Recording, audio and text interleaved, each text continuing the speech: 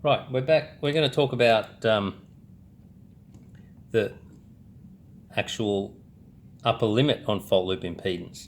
Okay, so here's where we've traced out our fault loop impedance path. You've seen that video, and that's the path.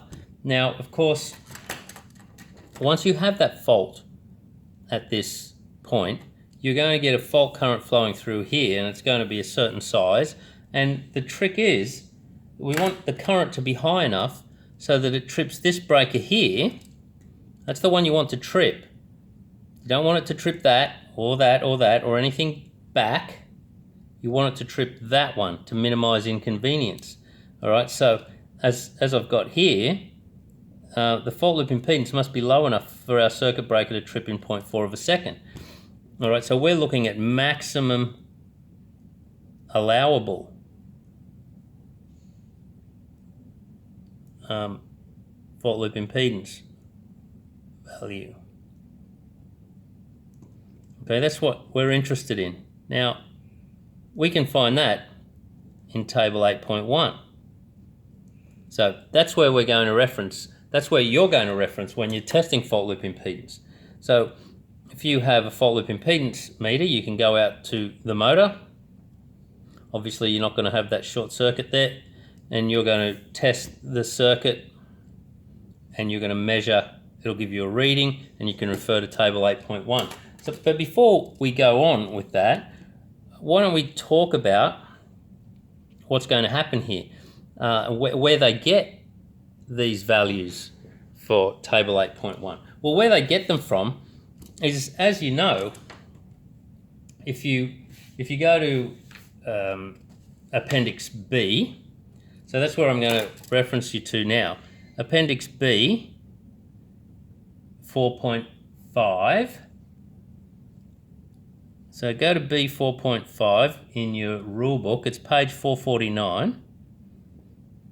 And there you'll see the three types of circuit breakers. All right? There's plenty of different sizes, but there's three types. All right, so you've got type B, C, and D. Type B trips at 4 times IN,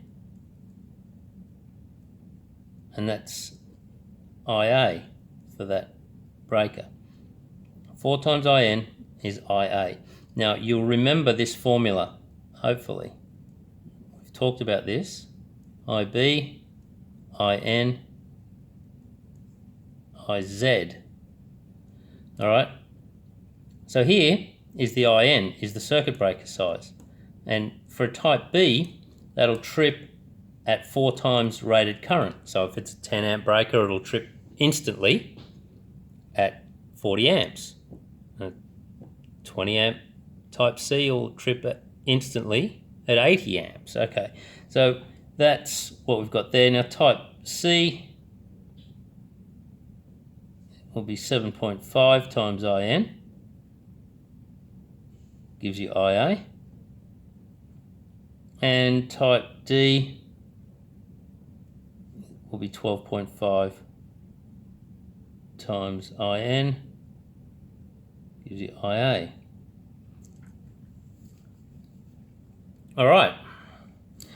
What that leaves us with is, well, where do the values in table 8.1 come from? They're not just made up. They're set so that as long as the fault loop impedance isn't higher than those values, then the right breaker will trip. The breaker on that circuit will trip at the right time, within 0.4 seconds.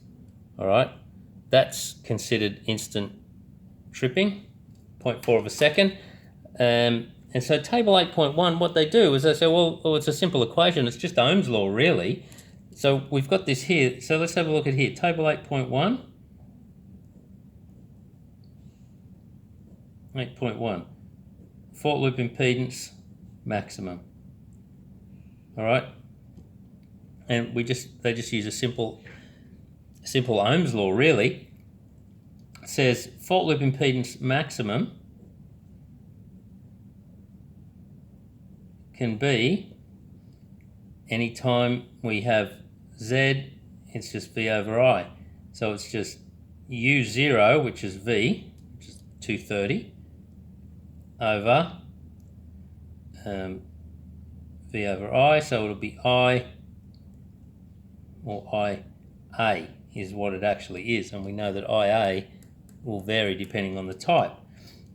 So we say, let's say for example,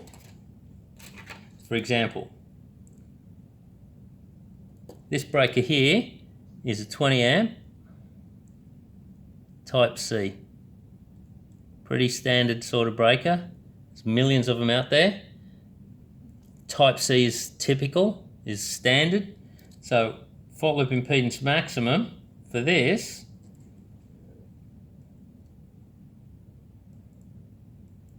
is 230 over 20 times 7.5, and that will come out close enough to 1.5 ohms. So I would encourage you to go there and have a look, see that that's right, and you'll find it is, of course. And so if you've got a circuit breaker being protected by a 20 amp type C, the maximum value of fault loop impedance for this whole loop can only be 1.5 ohms. All right, so let's say it was a type D.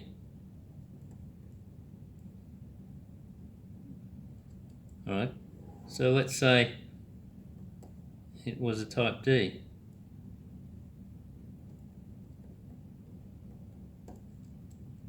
We would have a different value for fault loop impedance. Fault loop impedance maximum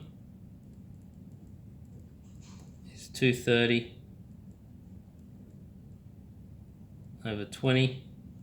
This time it's 12.5. So fault loop impedance maximum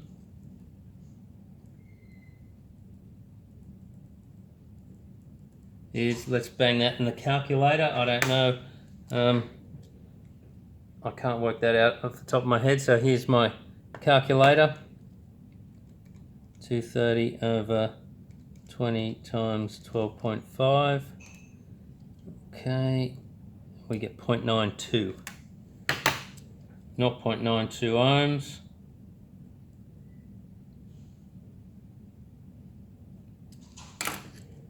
And if you go to the table 8.1, you'll find it'll probably come out to 0.9 ohms, I think.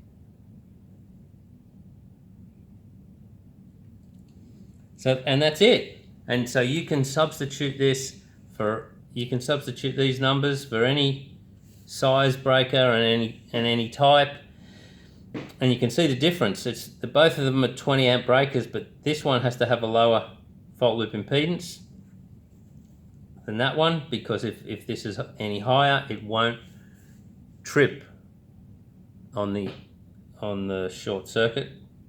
It'll be trying to trip off the thermal curve, and we don't know how long that will take. That's up for dispute. So there's that, and if you watch the next video, I'll talk about table 8.2.